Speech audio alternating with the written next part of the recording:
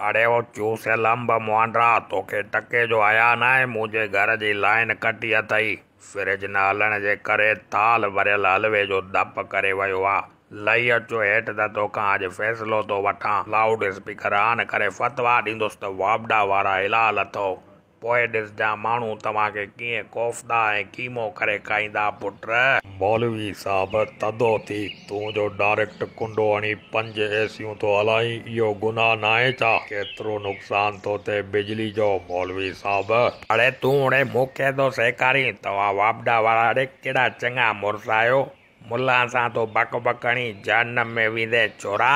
मौलवी साहब जन्नत सिर्फ़ तव्हां लाइ ठही आहे छा?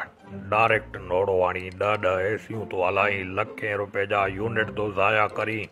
इहे सभु पैसा ग़रीब माण्हुनि जी टैक्स मां था कटिजनि। तोखे कहिड़ी परवाह? वेठो आई 1.5 टन जी एसियूं हलायूं, कमरे खे बर्फ़ जियां थधो करे हलाए। मीटर त ख़बर पवे ई न मौलवी साहब। कलाक लाइ लेन कटी माए त पगर नथा बीहनी। वेठो आई फतवाऊं ॾींदो त वापडा वारा जहन्नम में वेंदा। कुंडे मुआंडरा इज़त सां चवां तो मुंहिंजे घर जो कनेक्शन जोड़े छॾ। मुंहिंजे घर जी एसी बंदि थी त हलवे जो भरियल थाल खणी विच रोड ते वेही रोड ब्लॉक करे तव्हां वापडा वारनि ख़िलाफ़ एहतजाज कंदुसि। तव्हां हेॾा मोतबर आहियो? राति बि निकाह पढ़ायां वेठो तव्हां बिजली बंदि कई, अंधारो थी वियो। ग़लती में छोकिरी जो पासे में वेठल हिकु ॿिए हमरा सां निकाह पढ़ाए छॾियुमि। पोइ ख़बर पई त असल घोट त ॿियो हुयो।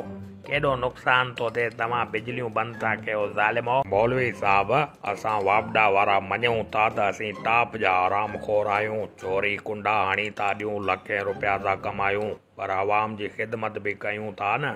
सॼो ॾींहुं तव्हां एसिन में लेटिया पिया आहियो, थधा पाणी था पियो, इहो सॼो असांजे करे आहे।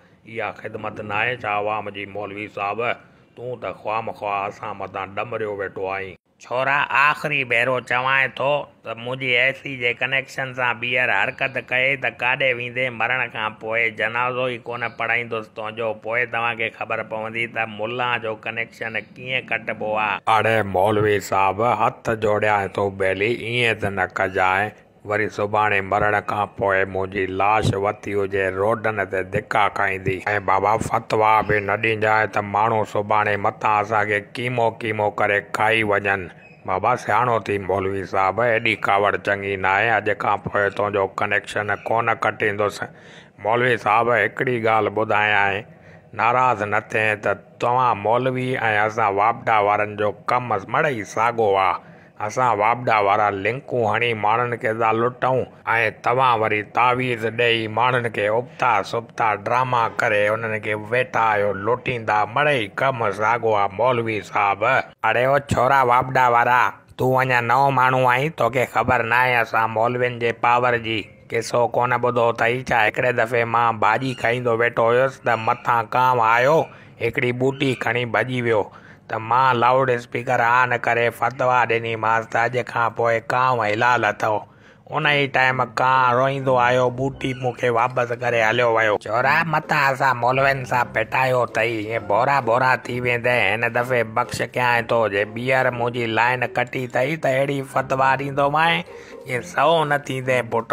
मौलवी साहब माज़रत थो कयां बाबा, मुंहिंजे पीउ ॾाॾे जी तौबा जो ॿीहर मां तव्हांजी लाइन कटी। मूं बि माण्हू ॾिठा पर तव्हां मौलवी असां खां चढ़ियल आहियो बाबा।